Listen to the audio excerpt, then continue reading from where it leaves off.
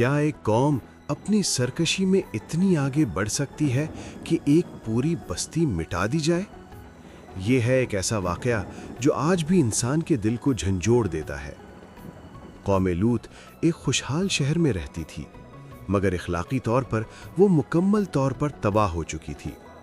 گناہ عام تھا اور برائی پر فخر کیا جاتا تھا۔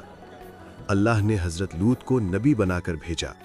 وہ نرمی، درد اور خیر خواہی کے ساتھ اپنی قوم کو پاکیزگی اور اللہ کے خوف کی دعوت دیتے رہے، مگر قوم نے نصیحت کا مذاق اڑایا۔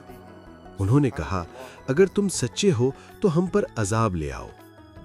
پھر وہ رات آئی جو فیصلہ کن تھی۔ اللہ کے حکم سے فرشتے آئے اور حضرت لوط دل میں خوف اور فکر لیے مہمانوں کی حفاظت میں کھڑے تھے۔ بدکار لوگ گھر کے گرد جمع ہو گئے، شور، دھمکیاں اور بے حیائی ہر طرف پھیل گئی۔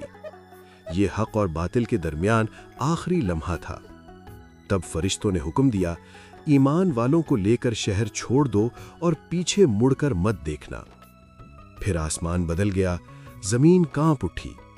اللہ کے حکم سے فرشتوں نے بستی کو الٹ دیا اور عذاب نازل ہو گیا۔ یہ واقعہ صرف تاریخ نہیں، ہر دور کے انسان کے لیے ایک واضح پیغام ہے۔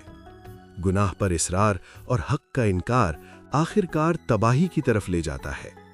کیا ہم اس انجام سے سبق سیکھیں گے؟